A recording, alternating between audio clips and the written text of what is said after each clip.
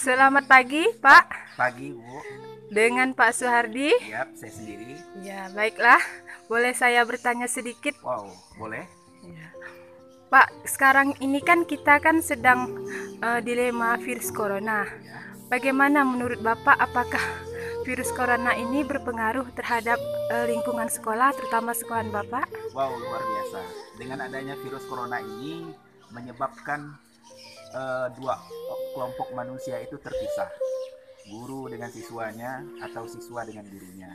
Dengan dampak virus ini sehingga proses pembelajaran tidak bisa lagi dilakukan di dalam ruang-ruang kelas. Dan ini sangat berdampak luar biasa sekali karena kita dampak dari virus ini liburnya bukan hanya 1 hari, 2 hari, tetapi ini sudah berbulan-bulan sehingga menyebabkan proses pembelajaran tidak terjadi di dalam ruang-ruang kelas tersebut. Baiklah, Pak. Menurut Bapak, pelajaran ini kan kita sekarang ini libur di mana-mana ya, Pak. Ya.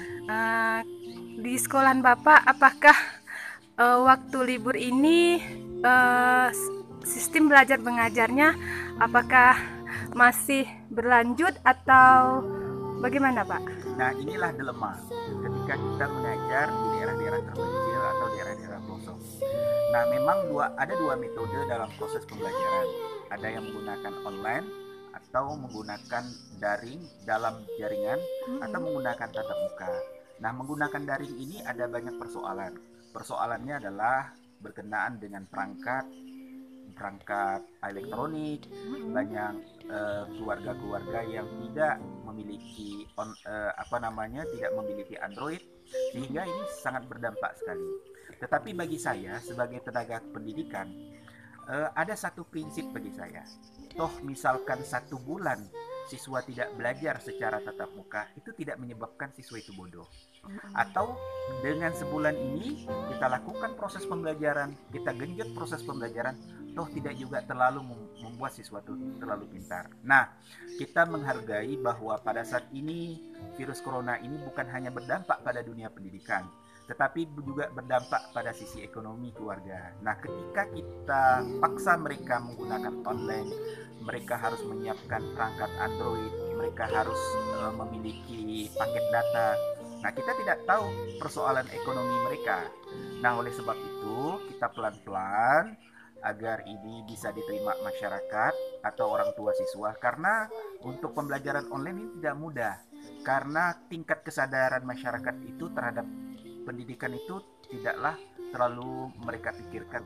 Oleh sebab itu, karena persoalan ini bukan hanya dampaknya adalah persoalan pendidikan, persoalan ekonomi juga, maka kita mencoba pelan-pelan untuk mensukseskan agar proses pembelajaran online atau pembelajaran virtual itu dapat dilakukan.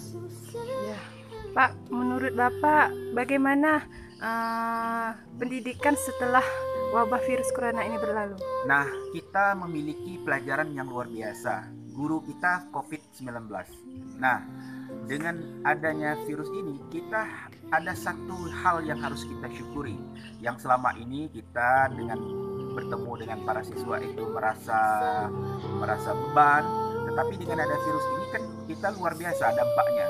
Kita merasa jenuh di rumah, para guru merasa sedih, merasa rindu terhadap muridnya. Nah, dengan adanya virus ini, maka kita harus betul-betul mensyukuri atas nikmat yang telah ada. Maka saya berpikir begini, setelah virus ini pendidikan karakter, pendidikan rasa syukurnya itu sangat luar biasa. Nantinya akan digali oleh para guru, tetapi kita sebagai seorang guru harus pandai bersyukur terhadap ketika nikmat itu dikembalikan oleh Allah Subhanahu wa taala. Oleh sebab itu kita juga harus merancang.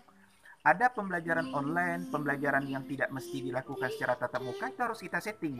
Sehingga ketika ada virus-virus yang akan datang, kita sudah siap, tidak kelabakan seperti ini. Tingkat kesadaran orang tua, tingkat kesadaran siswa, dan tingkat kesiapan sekolah, itu harus kita persiapkan lebih dini. Ya, baiklah, terima kasih. Ternyata virus corona ini adalah bencana seluruh dunia. Yap.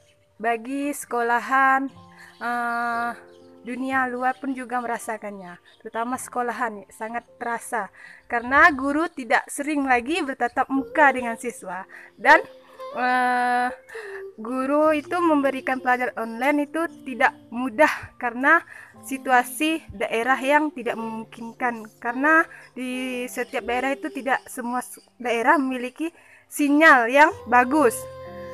Jadi sekarang kalau mudah-mudahan virus corona ini berakhir dan kita dapat berjumpa kembali dan bertatap muka kembali ke siswa masing-masing. Terima kasih Pak Suhardi atas infonya.